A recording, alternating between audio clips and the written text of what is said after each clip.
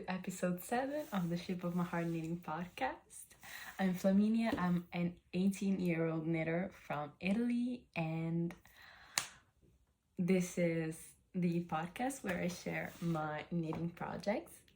If you're a new viewer, hello, welcome. If you're returning, thank you so much for coming back. I hope you're doing well. If you've been here before, you can see that I'm in a slightly different spot. It is exactly the same spot, like I'm sitting in exact same spot, but you're just turn around, kind of 90-degree situation. So because I am currently building a swatch board, I know it's kind of looking a little bare. I'm sitting right here so that with my head I can cover this bold spot on the board, but I think it works really well. And if you have suggestions on how to make this prettier, I would really appreciate. And also I put some of my old ballet shoes. These are really small. These are like size 33. So definitely old, but I think they're cute. Okay, enough of that, and let's start. I have not a lot of time to film this actually, because I just made a statistics I just had a statistic test online for a university, and I don't know the grades yet because they're not out yet. I think they will be like this afternoon at like 5, but I really felt the urge to talk to you guys about, you know, my projects. I already said that. And after this, my boyfriend is coming over because we are going to the cinema to see the new Dungeons and Dragons movie at the cinema. So I have to hurry. I have like 1 hour, maybe less, to film this. So great.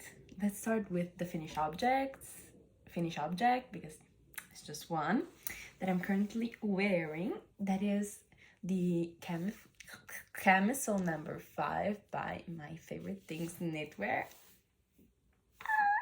Look how pretty it is. I'm so in love, but with order. So I wanna tell you how much it took. Oh my god, sorry. Okay, where are you? I started it on February 26th and finished it on March 27th, so it took like a month. And I took it, I was working on other projects, and I put it aside for a bit when I was working on the body, when I just started, because I was kind of feeling a little bored and that it was going so slowly. But it is done. Like in the last update, I think that I joined for the body and I worked till like here for the body. And so in this time I finished the entire body and did all the like finishing touches. So that was so nice to work on, but oh my god, sorry. Okay, so basically what happened is that, at the beginning, if you were here before, you probably know this, I was so scared of the 3mm size. Like 3.5 was okay, 3.25 was okay, 3, I don't know, it just made me, it just scared me a lot. And when I started working actually, like more seriously on the body, like that's a really obvious thing to say, but I could really see the progress, so I was really excited to finish it, because it's not a sweater when you do, okay, when I finish the body I will still have like the arms to do or the neck to do, and you have these little bands to do, but it's not the same amount of work. And so I just got really excited. I finished the skein, the second skein, because I used 3, and this is how much I have left of the third ball, so not too much, but not too little. And so, yeah, I want to open a little parenthesis on this. No, first I made size small. Great. I didn't swatch for it, but I haven't checked my gauge, but I think that should be on gauge because it fits nicely. Whatever. So there were 10 centimeters left on the body still to do, and I finished the second skein. So I was like, okay, just in case I will get bored of this, just take a break and let's do the double knitting edges. Okay, if you made a camisole number 5 and you posted it on Instagram with the hashtag, I probably seen it. These didn't scare me at all because it's like a double knitted bottom band kind of situation. But with the neck, I was super scared that it would be too tight because of the double knitting. And this fingering weight cotton, I think every fingering weight cotton actually, but I don't know. They don't have like any give, and they're like rope. I mean, cotton doesn't have stretch, okay? I think we know this, but in particular. And I was just super scared that if I did this, it wouldn't go over my head. And so I started browsing Instagram, the hashtag, because you know, the sample and the, you know, the recommended yarn is named for olive merino, and it's a really, I mean, it's not a stretchy fiber, but it has a little bit more give merino wool than cotton. And I really wanted to see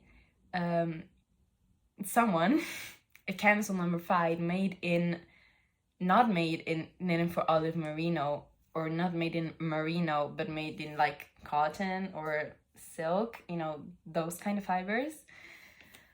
I couldn't for the life of me. No, nobody. I don't know. There was no one. And at that point, I was just really scared. But, you know, I started working on these things, and, you know, I started just, I don't know, playing around with it. And I saw that, you know, it's, double knitting is very structured, but it has some give, like, width-wise. And so does this color, fortunately. And yeah, I was scared about this. I made it. Fortunately, I could tell that it was gonna work. But then, you know, my anxiety came back when I had to finish the body. And the pattern tells you to just bind off in pattern. And last time that I bound off in pattern was in my first sweater. So I was like, oh my god, this is not gonna be stretchy at all. And it is not.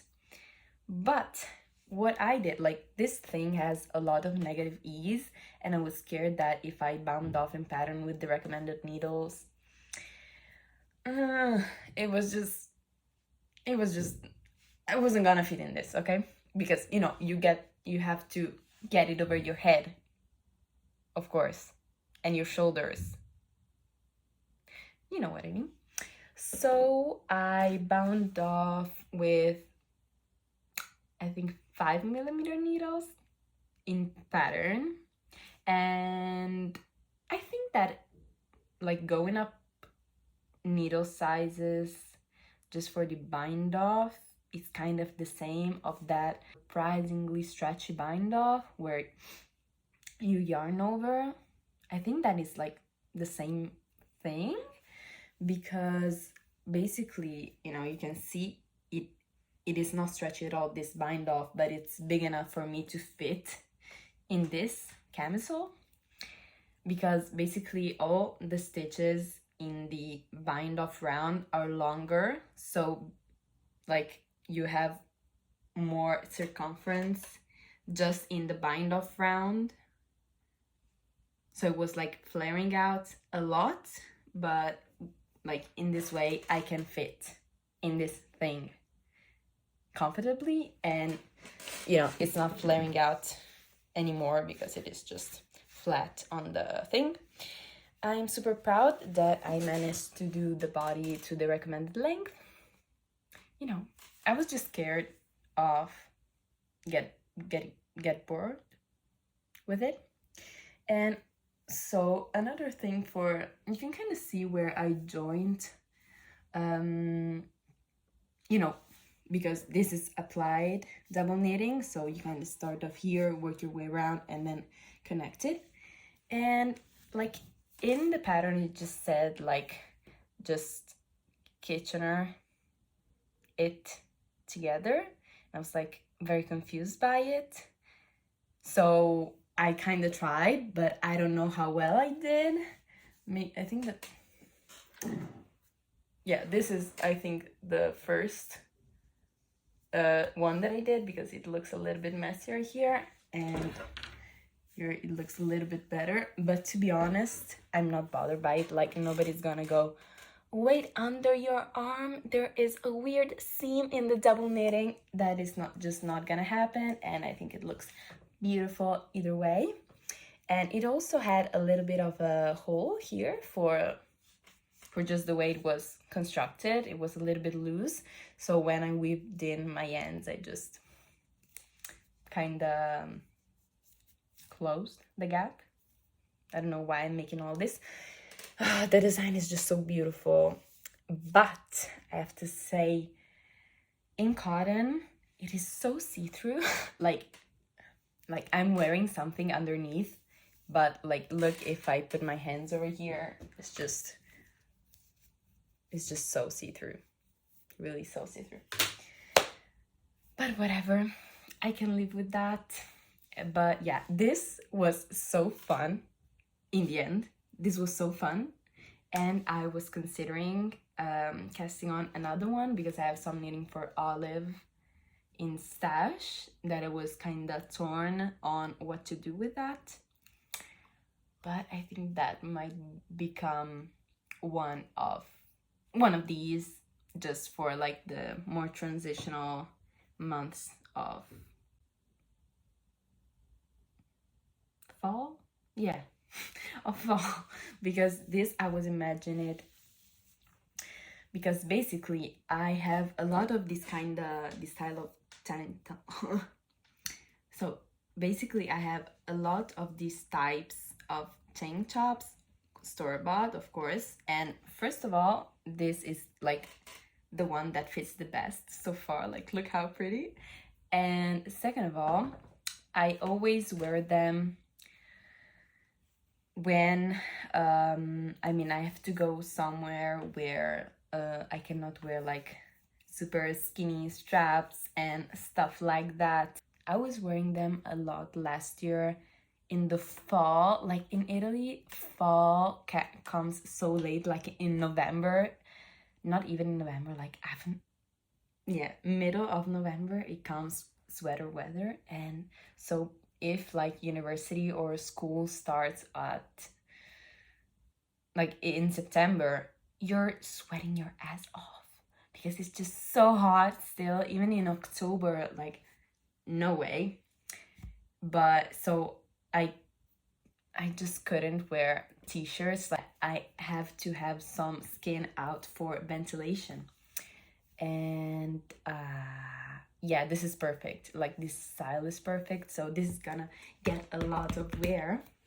And I really want to see the difference between this knitted in cotton and knitted in merino. I think that it's gonna be very less see-through.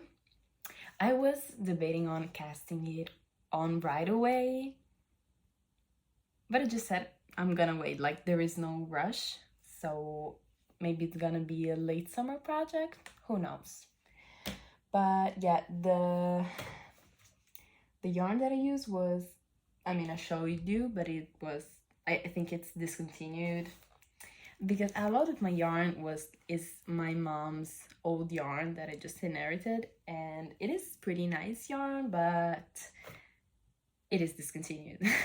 Basically, it's called Egitto from Sarif, made in Italy. I have no idea, but you cannot find it. I loved seeing the transformation from without the double knitting to with the double knitting. Without, I was kind of skeptical, like, is this gonna look good, etc, etc. I really cannot speak today. So with the applied double knitting, it went from a scrappy mess to a beautiful, clean, star-but looking beautifulness. With all of this rambling, I think we can move on to the WIPs. I have an old WIP, a new WIP, and a long-term WIP. So the WIP, I said WIP too many times, haven't I? Okay.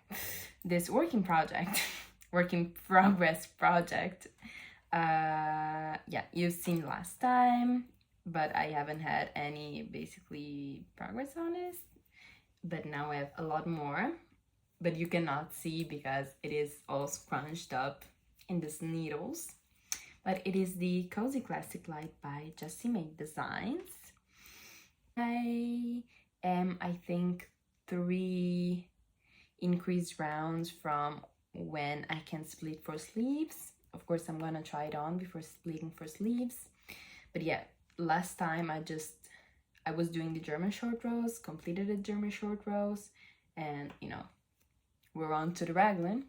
It is a different raglan from the one, because I just did one raglan in my life that I've done before, because usually I made raglans with make one right and make one left, and this is made with lifted increases, but they look so nice. They just create like this braided effect basically, and they're way less holy and messy than make one lefts and make one rights. I think that on this raglan and not this one, I kind of messed up some way around here, but who's gonna tell? Nobody. And yeah, I love this. Was like a charm of a bracelet that I found inside. No, I have no idea where I found it, but look how nice it looks as a stitch marker. So yeah. And what else to say? There's a fingering weight sweater raglan, if you're not familiar with the design. I did just one modification so far, which is the amount of stitches I casted on for the neck. I casted on like 14 less stitches for my size, and then I did, you know, I made the collar, and after the collar I increased 14 stitches kind of evenly across the round, and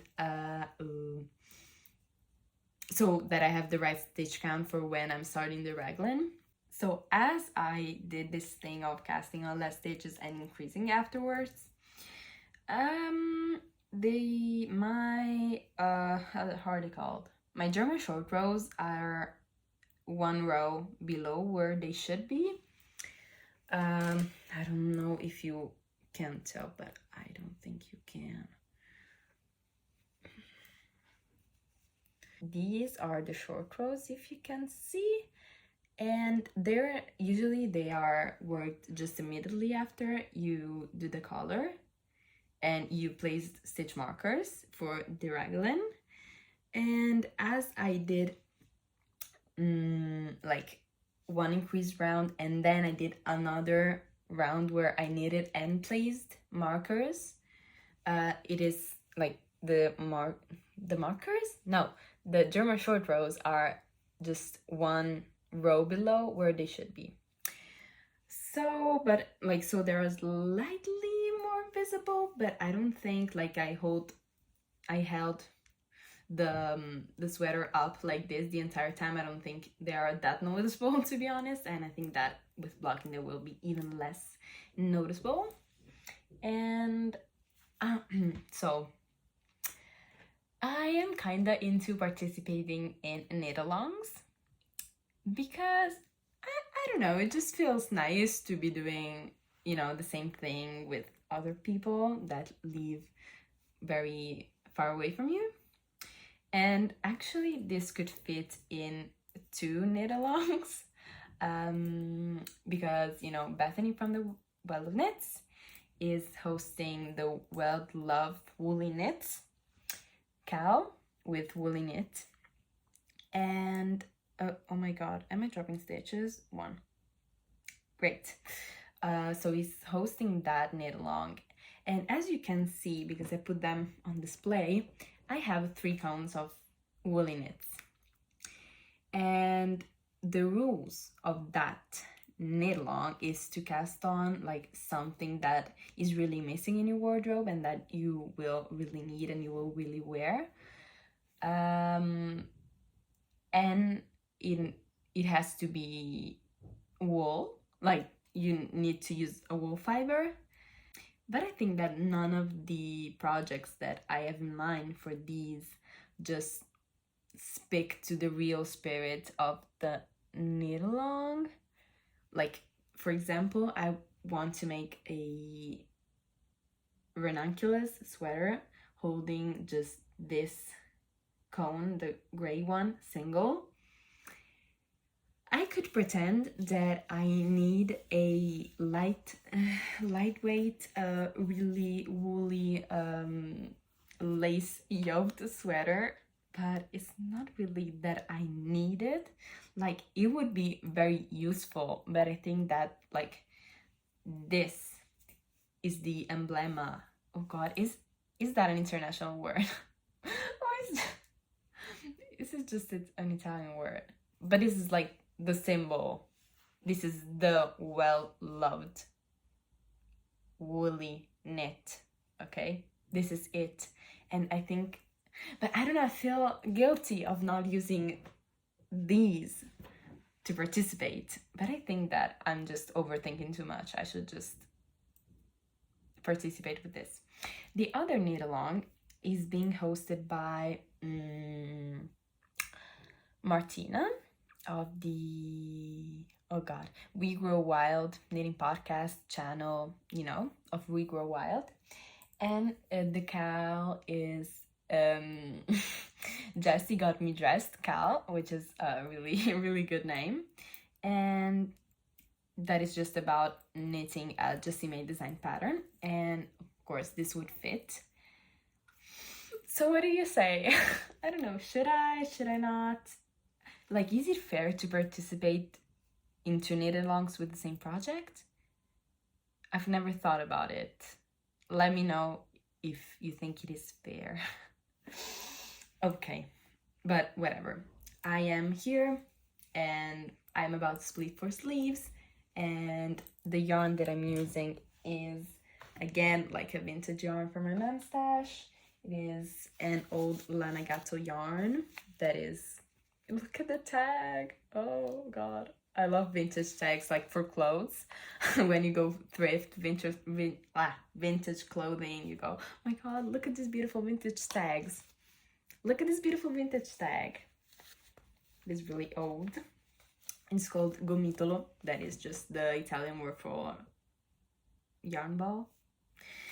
And yeah, that is that. I will be working more on that. But my main WIP at the moment, I've talked about it in the last episode, but it wasn't like I haven't casted it on yet. It is so exciting. Oh my god. It is a test knit for Friday Knits, which I love. I love all of her designs, and I'm finally, like, I've never knitted one, but I've always admired them. And okay, enough. Like, I can show you. If you are familiar, like if you follow her, you would recognize this. This is the Sweetheart Revenge Dress. Oh my god, such an amazing name. And so it is a dress that could be made also as a top. You can make it short sleeve or long sleeve. I'm making it a dress with the slit long sleeve, and it is knitted on 3.25 millimeter needles, and these are like new needles because I didn't have 3.25 needles, and wow, they match with the yarn. I think that this color really suits me, and so it is just 2x2 ribbing. You know, it has this sweetheart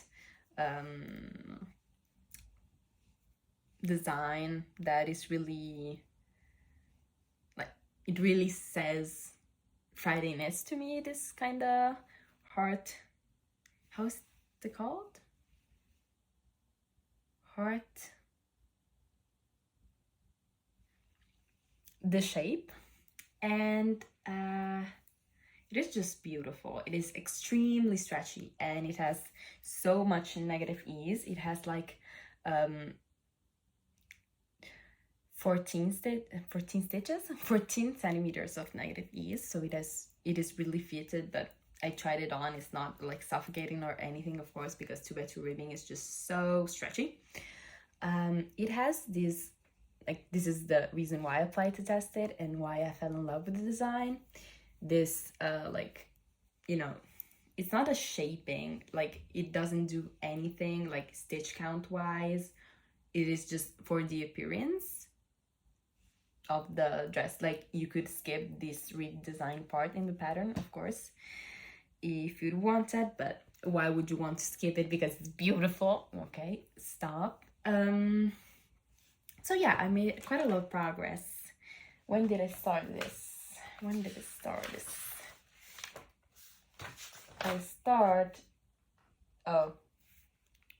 I didn't wrote down when I started this. Oh my god. But yeah, I don't remember when I started it, but like when the yarn arrived, I casted it on immediately. I've never worked with this yarn before, and I'll tell you why. Because it is a sock yarn, and I am not a sock knitter at the moment, and so I've never, of course, used the sock yarn because there was no need. But like, the recommended yarn is like the Hobie sock yarn, and I was thinking of using again the Knitting for Olive Merino, but I thought a little bit about why she made the decision to use a sock yarn for a dress. That is because, like, you sit on the dress and you don't want to wear a hole in the back of your dress. That is why, like, I was scared thinking about knitting this project with Knitting for Olive Merino. I was scared of it just getting holes everywhere. So this is the yarn I chose. It is 1 class cashmere, this yarn right here. It is Ecotex certified, and this is in the color 12, and it is super soft because it is 65% virgin wool, 25% polyamide, and 10% cashmere. I've worked with cashmere before for like, this swatch is the swatch I made for my gift for my brother, a sweater that I talked about in, I don't know which episode of the podcast, maybe the second or third, and it does pill.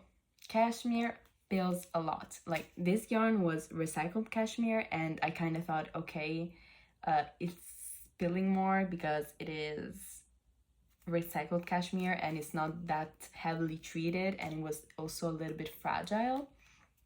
But this is very strong because it has the polyamide content, but it does pill. Like, let me try to show you. It is just 10% cashmere, and there are like little fluffs like gathering in some spots, but I think that once I shave it once, it's gonna be way less obvious. You can see here it looks kind of worn, but I think that is because I'm a fairly tight knitter, I got looser, thankfully, while working on the body. But up here, I had to put like so much like pressure on the yarn to slide on the needles. And of course the yarn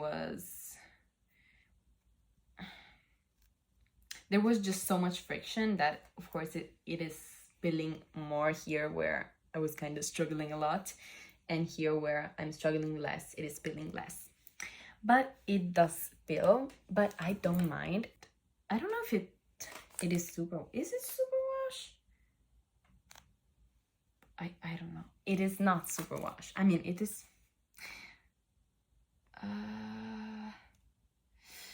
I cannot tell, but I think it is not. It says virgin wool, cashmere, and polyamide, so maybe like the bounciness is just the polyamide content.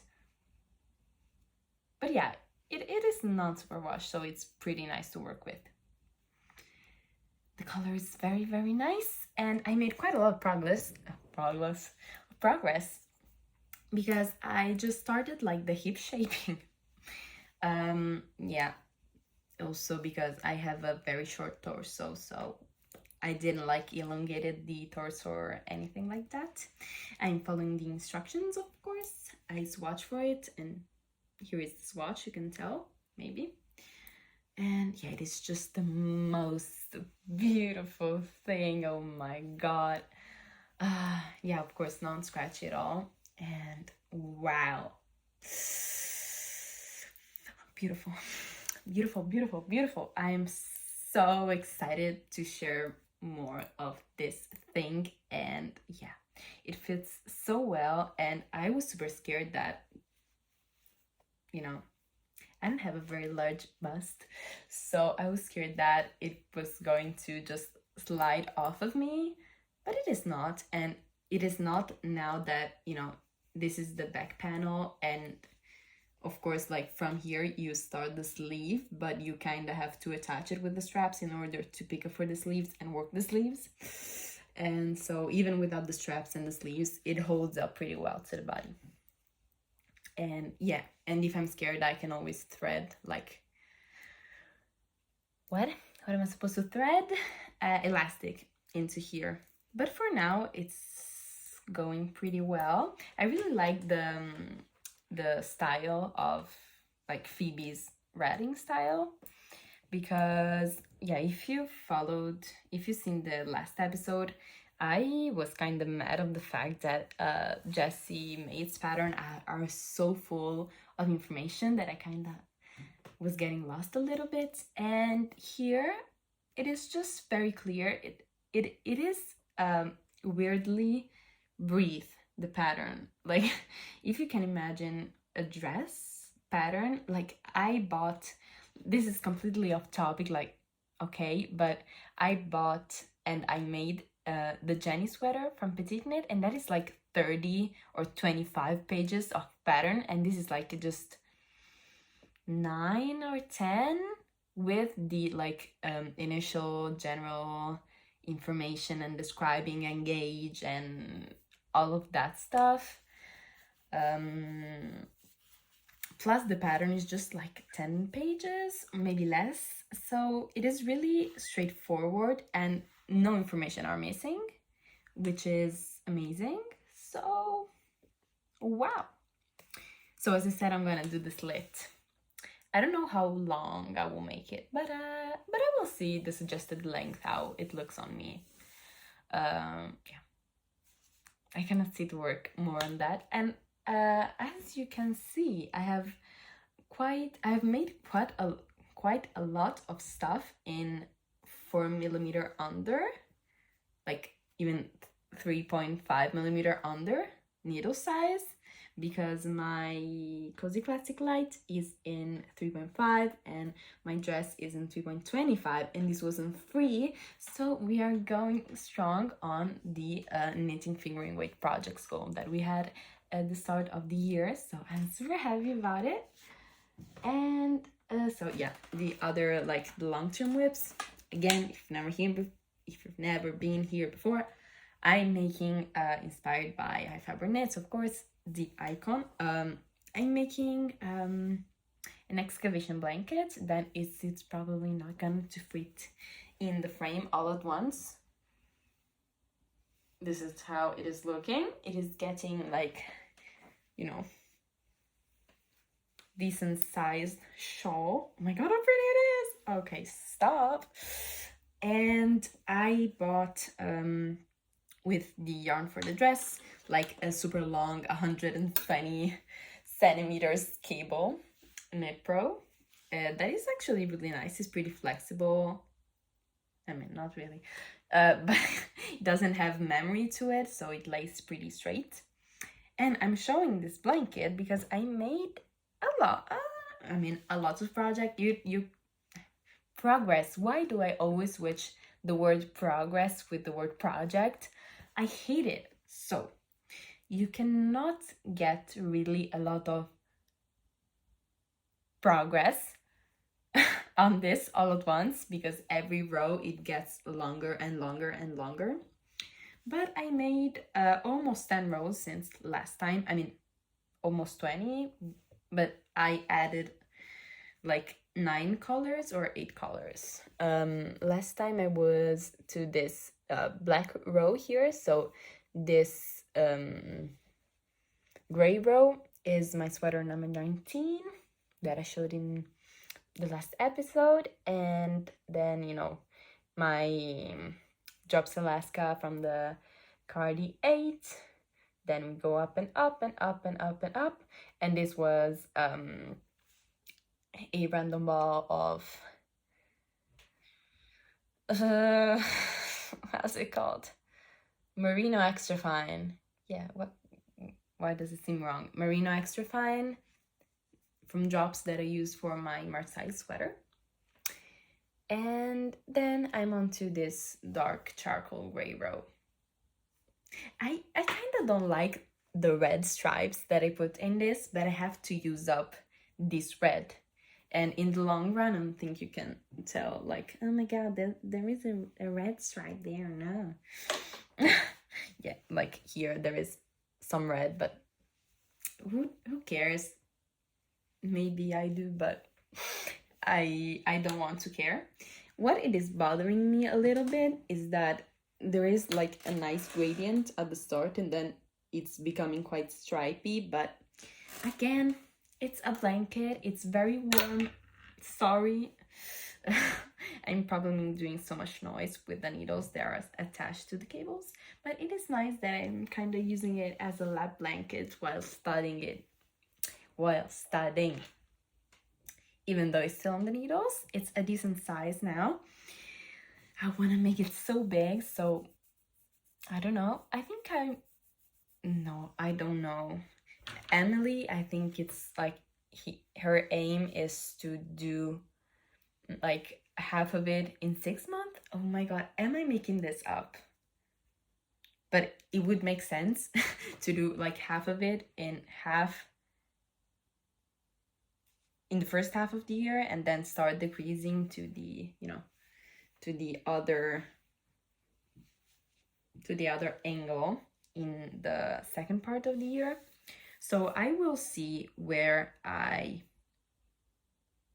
be at that point, like in June or something similar. If it is big enough, maybe, but I really don't want to stress it, and I have so much yarn to use. So yeah, I'm super happy with this. It really does make me happy to work at it. Usually when I want some mindless knitting, I don't go to this, because firstly, I find stockinette in the round more mindless than garter stitch. And secondly, because it is so colorful. What is happening to my tongue?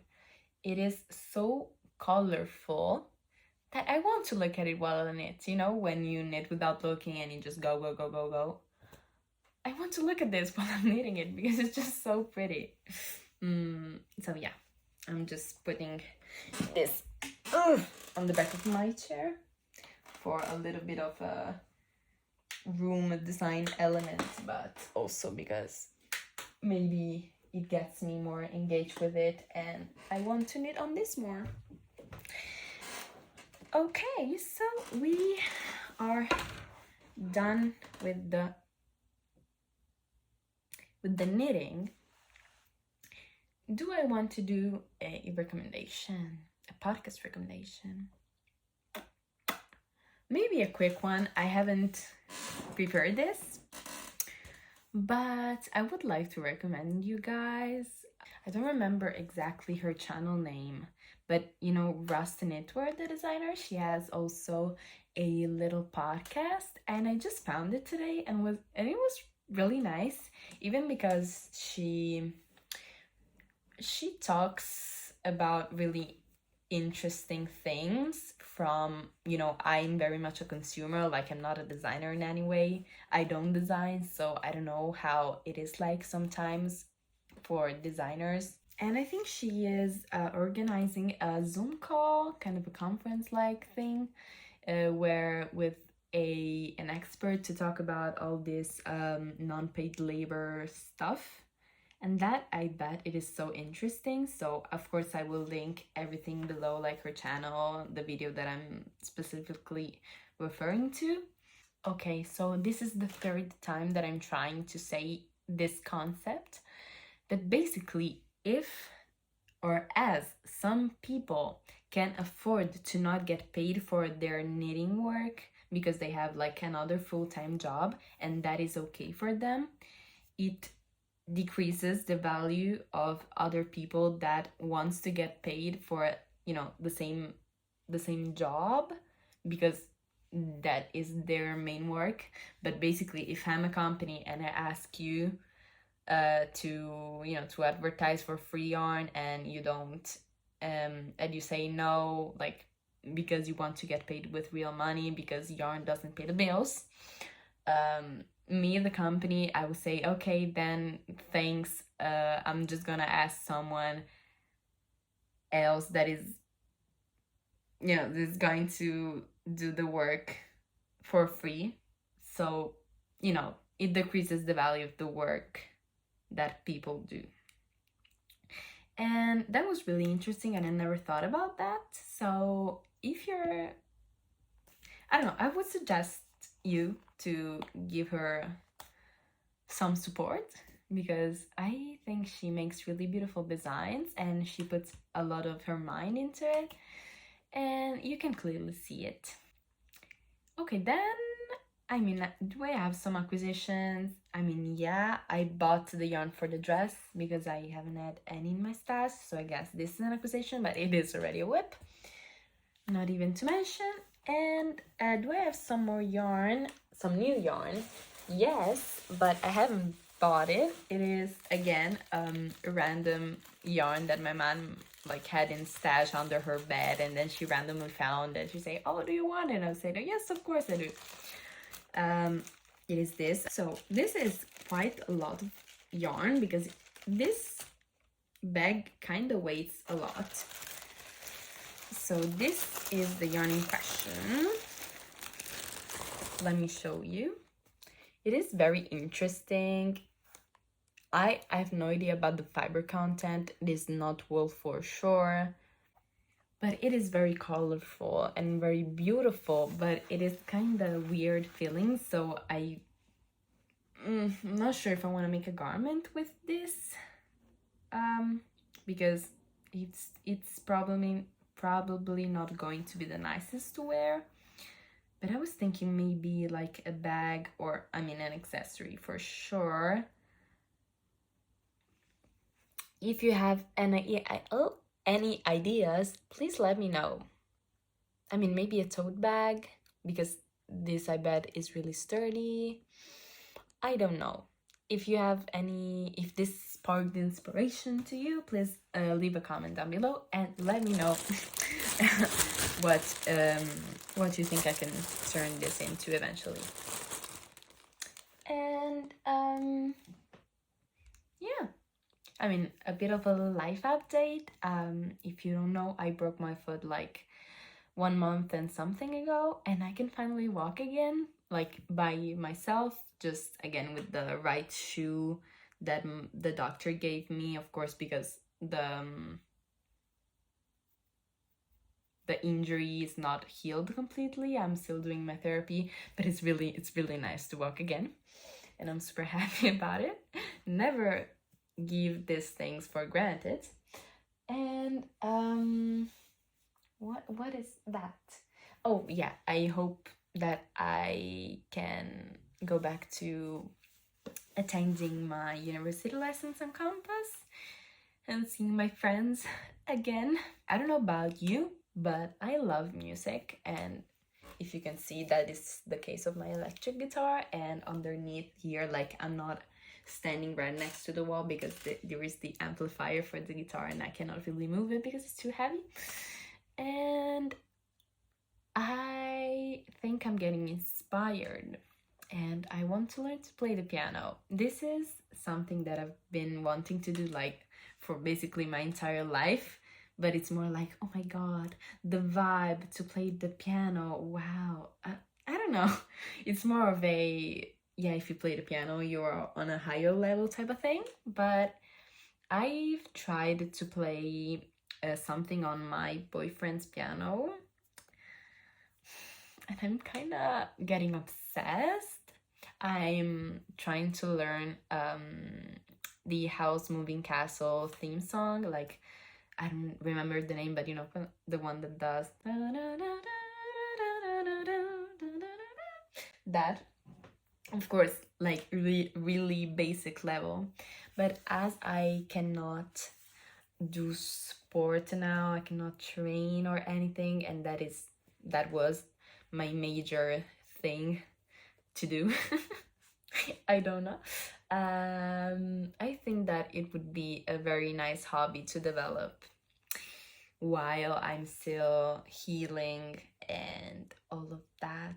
And I'm super excited. I think I will ask for a little, you know, those electric pianos that you can practice on for my birthday, that is in May, and I'm super excited. I hope the lighting is okay, like, it's kind of coming all from one direction, but I hope you could see well.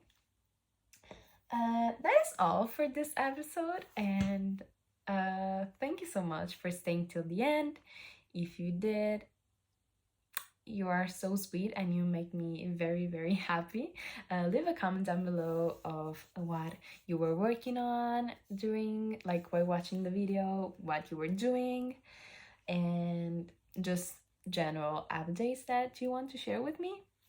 And I really wish you health and happy knitting, and see you next time. Kiss. Bye. Hopefully